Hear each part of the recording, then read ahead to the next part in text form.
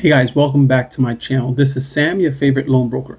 Guys, today's video is about information, and sometimes it depends who's telling you it, and you don't know, so it sounds convincing, right? And on my channel, I'm here to educate someone that's making minimum wage, $5 to $10 over minimum wage, and want to know, is there anything out there to help their financial future, right guys? Guys, I'm gonna do a little voiceover and a comparison. There's a famous YouTuber or a popular YouTuber, right? That you may be watching or following, right? And then you're listening to me and trying to say, man, it seems like they're saying two different things, right? Guys, I'm gonna give you calculators and tools on to figure out how to know what is right and what is wrong. Because guys, you see, if you guys wait 3 to 5 years or you don't make a particular decision, it will harm you. Believe it or not, it will harm you, guys. So let's just jump right into it, guys.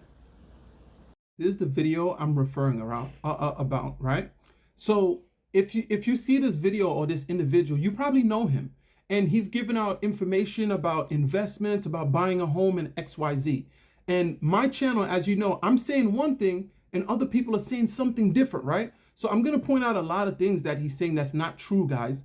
And if you were supposed to listen to a guy like this, to that, you'll see that the information, it's too vague, it's broad, it's not for you, and it's not giving you any tools to know if you should do what he's saying or what I'm saying. All right, guys, so let's jump into this video. You ever buy something and afterwards your stomach gets upset? You're like, oh my God, did I buy this car? I shouldn't have bought this. I don't know if I can afford a $100, $800 payment. Should I have bought this house? Why did I buy this house? If you're going through that anxiety of wanting to buy a house or renting a house, I have one simple goal by the end of this video. I want you to be resolved by the time you're done watching this video to say, I'm glad I'm not buying, or I'm glad I'm gonna buy and I feel very good about it, based on the 7 markers I'm gonna share with you in today's video. All right, if you get value out of this video, give it a thumbs up and subscribe to the channel. Before I share the 7 things with you, I think it's important for us to see what the current conditions are in real estate. So this chart may scare you a little bit because this shows the cost of renting today is $1,845 per month. The cost to buy today is $800 more, give or take, $2,697 a month. You may watch this and say, Pat, why do I need to watch the rest? Just based on this, I should just rent. Stick around. Guys, what I want to break down to you, right? You guys that's in the rental market in all the US, in most likely in properties that say you have to do a credit check, eviction background check. What do we know about the rental market? You have to make 3 or 4 times. So let's just use the 3 times the rent. Meaning if the rent is $2,000, you have to make $6,000, and that's gross, not net. Now, there might be some landlords or some building complex that say, oh, it has to be net, right? But let's just use gross for now, right? So now this is where this guy is a little off, because you know the rental market says you have to make 3 times the rent. That's 1. 2, when getting a mortgage, guys, you can Google it. It's called debt to income. What does that mean? Kind of like the rental thing, meaning to rent a $2,000 apartment, you have to make 3 times, meaning $6,000. Now, when it comes to a mortgage and with all the documents that you need, guys, do you know what the debt to income is? 50%. It's anywhere from 45 to 50%. Meaning, if you make $6,000 a month gross, your mortgage cannot pass $3,000, guys. So this information that he's saying, he's just throwing around numbers and words, guys. Let's continue watching the video. Next one, what it costs to buy a house today. That's the number. That's the US median household income today. But this is where you need to be to qualify to afford a US median home today. So let me get this straight. This is what we're making, but this is what it qualifies to buy a house. Yes. How the hell do we get here? Look at this chart. This is good because the numbers match each other. When's the last time the difference was massive? Right here. What happened in 2008? Well, we know what happened in real estate, right? Everything dropped. There was a foreclosure. Everybody was doing loan modifications. It was nasty. But this is a scary place to be when you're looking at this chart. Now let's continue. Let's keep going with this. What else can we learn? This next one. In 2015, buying was 22% cheaper than renting just 10 years ago. But in 2024, guess what? Renting is cheaper. buying has become 21% more expensive than renting today. 9 years ago, better to buy. 9 years later today, better to... Why I gotta pause that? Look, if you were supposed to listen for just what he's saying, hear me out, guys. On my channel, I'm here to educate you guys about mortgage math, right? If you're listening to that statement that he just said, here's there's three factors in owning a home. Every time you make a mortgage payment, a percentage goes either to pay down the mortgage or goes back in your pockets. That's one. Two, every month to every year you own a house increase in value. Now, let's just say your house increase in value every year $10,000. That's the second thing about owning a home, right? The third thing, which I'm going to bundle a couple, you can rent a family member or a friend or a stranger that you don't know in order to help out with monthly payments or expenses, right? That's one. Another thing, every time a house, please hear what I'm saying. On my other videos, you hear me say this all the time. Every time a house gets sold within a particular mileage, which is called comps in the area. If you ever watch Fixer Flippers, they'll say, what's the comps in the areas? They need to know the comps in the areas in order to know if that's a good deal to buy and fix and flip that house. Every homeowner, when a house gets sold and in your house, the square footage in the room, if I have a 3-bedroom house that's 2,000 square foot and my neighbor has a house, same thing, and they sell it, and then they sell the house 10,000 over the market value, meaning my house is worth 400,000, neighbor house is worth 400,000. Neighbor wants to sell the house 10,000 over market value. That's 410,000. Once that neighbor sells the house, my house becomes 410,000. Why? It just bumped it up. And time to go sell a house or take equity out to do investments, my house is worth 410,000.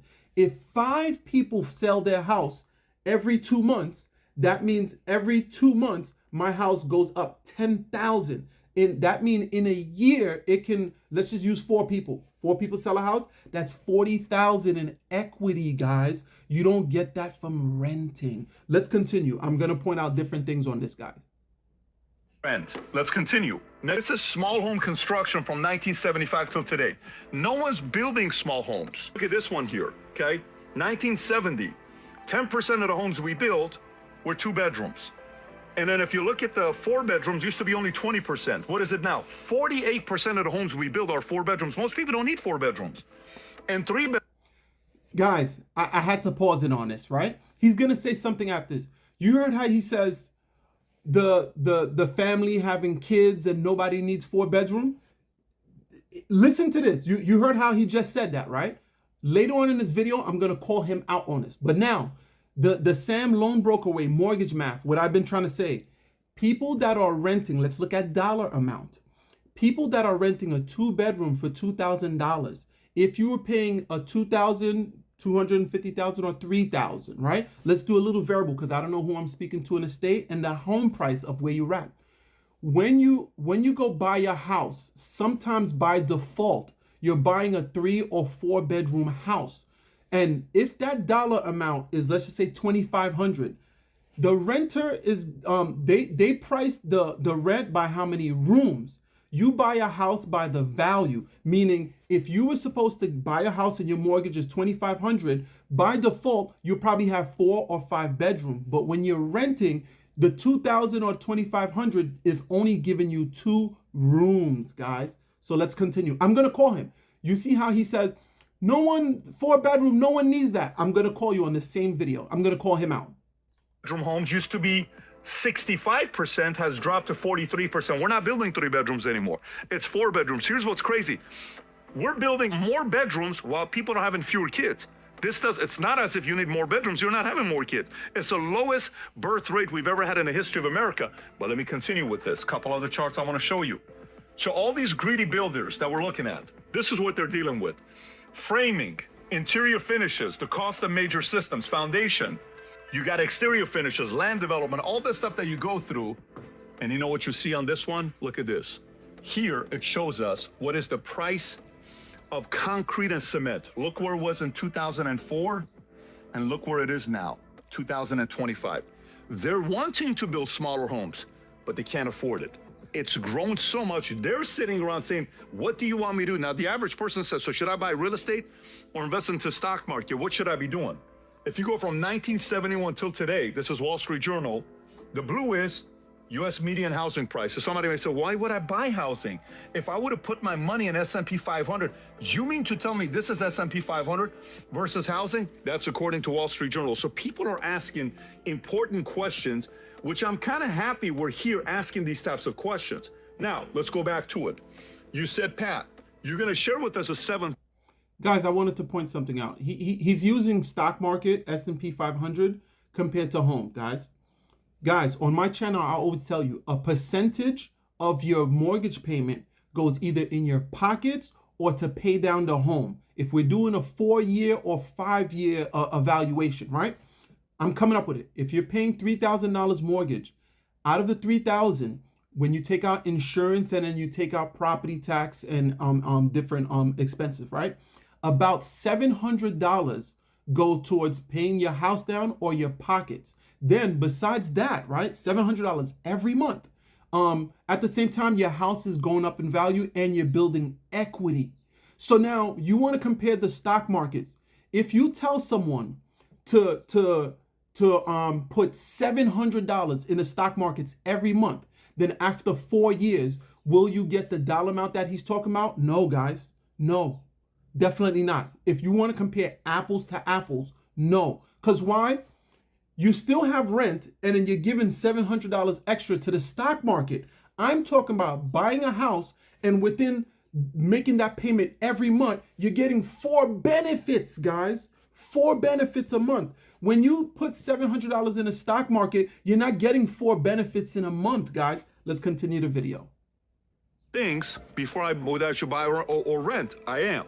Everybody needs formulas when they're making decisions like this. Couple formulas for you to consider. Number one, when it comes down to buying or renting, take the median home price, then divide it by 12 times the median monthly rent. That gives you the formula to buy your rent. You're saying, Pat, I think I lost you. Stay with me. Say the house you're buying is $400,000, okay? And let's just say the median monthly rent today is $2,000. If I take 12 times $2,000, it's $24,000. $400,000 divided by $24,000, what do I get? 16.6. The formula is, if the number you get is under 15, time to buy. If it's between 16 to 20, it's up to you. If it's 21 plus, maybe it's time to rent. Very simple formula to follow. Number two, your credit score could be also a big factor whether you should buy or rent. Guys, that formula that he just broke down, you know why it isn't good or helpful? Or if you go to the bank repeating what he just said, they're going to laugh at you. I told you, I don't know who I'm talking to. Look at your gross income. Divide that in half. That is how much home you can afford. And with that half, you can go from the tools that I show you, the mortgage calculator.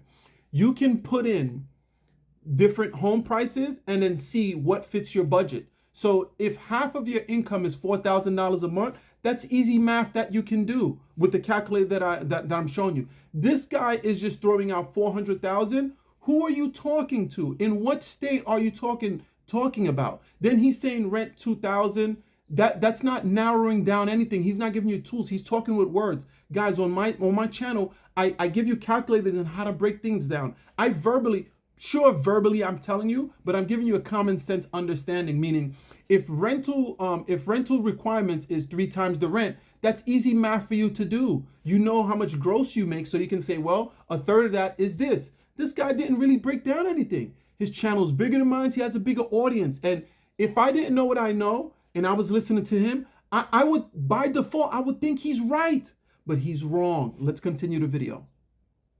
What do I mean? Well, if you're trying to get a national median home price in June of 2025, which is 435, if your credit score is 717, your rate's going to be 7.42. Payments 3,018. But if your credit score is 800, you may get a 6.22 rate.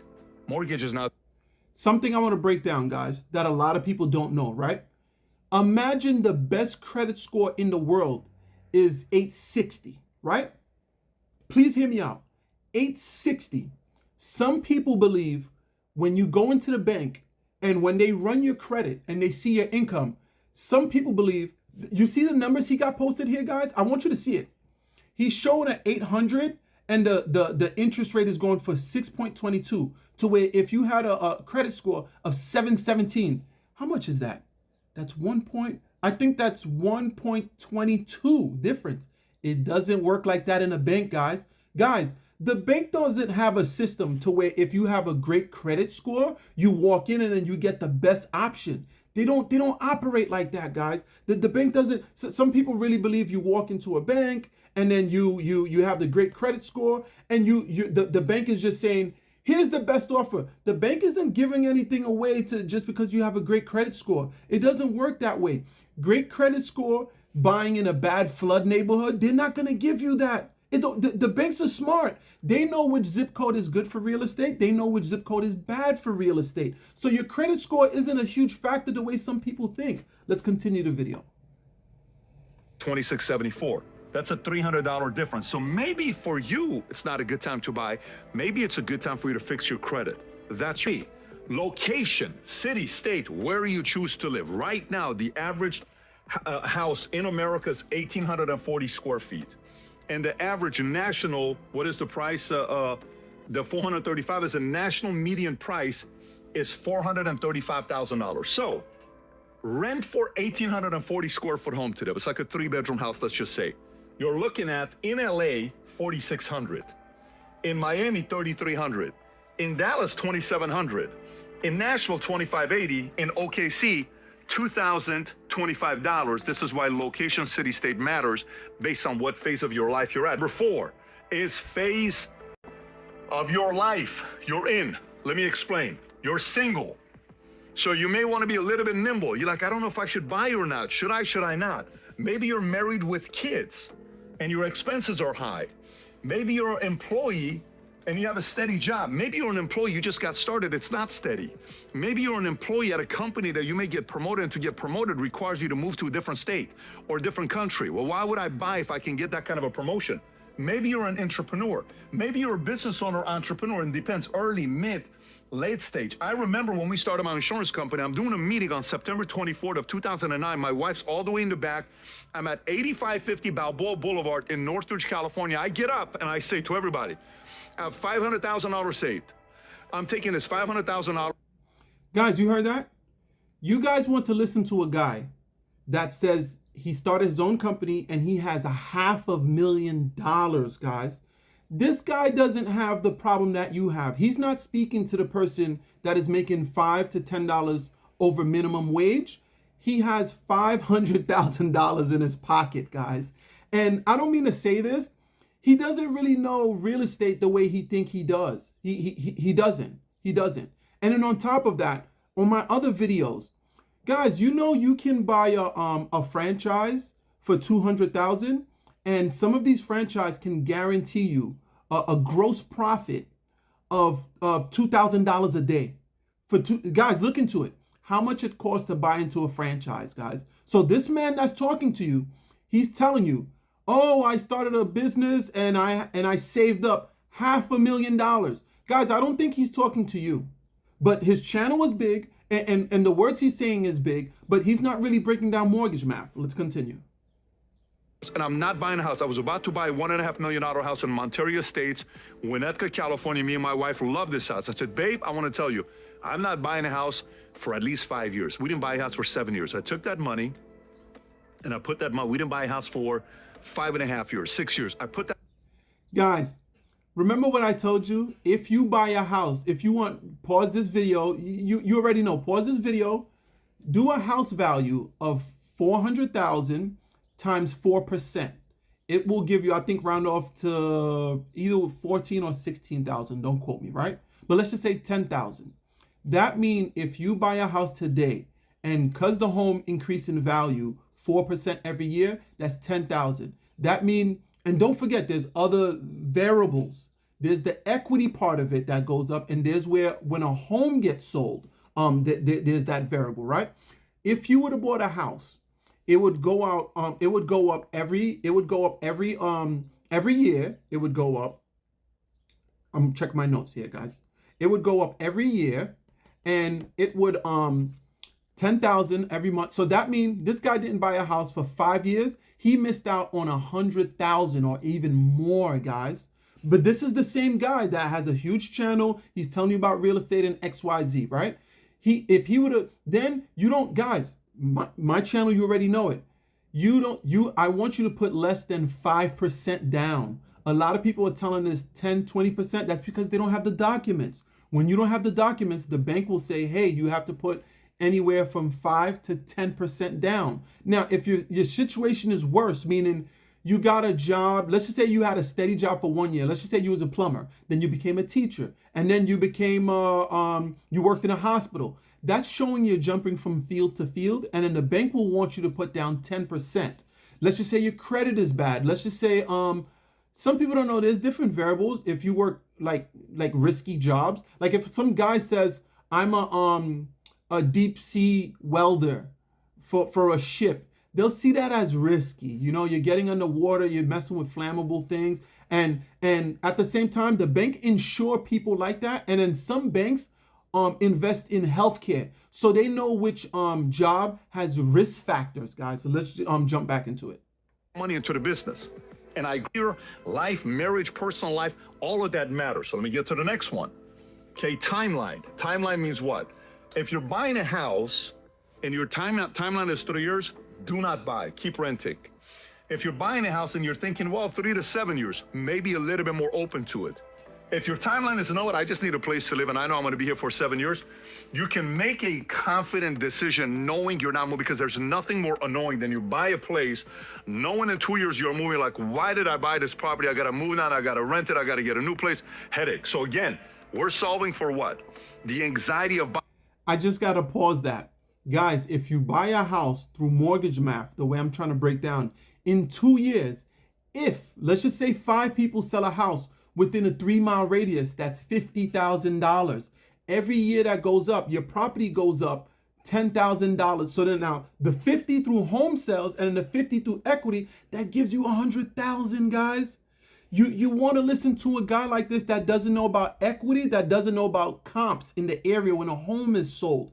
Go on Google, put down comp mortgage residential comp sales. What does it mean? If you watch fix and flip videos, they tell you, I bought a house for 300,000. Comps in the area is homes are being sold for 800,000. You do the math. 800 take away 300,000. That leaves you with, what's that? 500,000. So now the fix and flipper, let's just say from that 500,000, they have to put in 300,000 in repairs. They make 200,000. They're showing you the formula. It's just that you don't know the banks to get approved or what documents you need. So what this guy's saying, it's not true, guys. Let's continue the video. A home, and after you buy something, you're like nervous whether you can afford it or not. I want you to make a decision buying based on a formula where you say, I am very resolved with the decision I'm making. 6, politics. Here we go again. I don't like the fact that you're talking about politics. Business is politics. Religion is politics. Every family is politics. Everything you do has to do with paying attention to politics, because those regulations impact the safety of your kids, and if it's a place you want to be there long term. So based on this, if you're optimistic about the politics of where you live and regulation, guess what? I feel more comfortable. At least number 7 is cost of insurance. I've been in the insurance space since 2001, 2002. This matters. Risk by state. I live in Florida. We have a very bipolar weather here. 1 minute it's beautiful, next minute it's storming, lightning, then again the sun is back out. So anything could happen. Cost of insurance varies by state. So when you're buying a house, a lot of people in California right now, there's an article that came out that a lot of insurance companies are leaving. 7% of homes are not closing in California because the moment people say, I'm qualified, this is awesome, this is great. Wait, how much is homeowners insurance? Babe, I can't afford this. Because $3,000 plus this, plus that, babe, I'm sorry, we're out, we're not buying this house. 7% of homes don't close in California simply because the owners cannot afford to pay the homeowners insurance. So, most expensive homeowner. Guys, 2 things.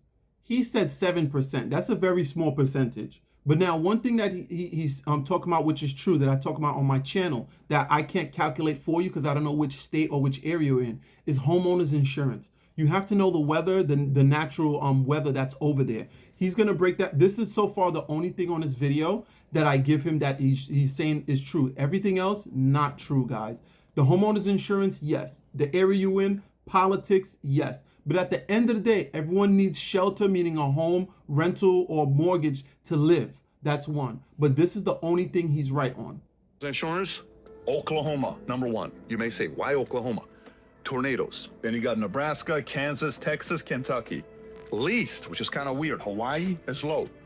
Vermont, Bernie Sanders, low. Alaska, if you want to move to Alaska, it's great. About a couple months of the year, it's great. Delaware, okay, low. West Virginia, low.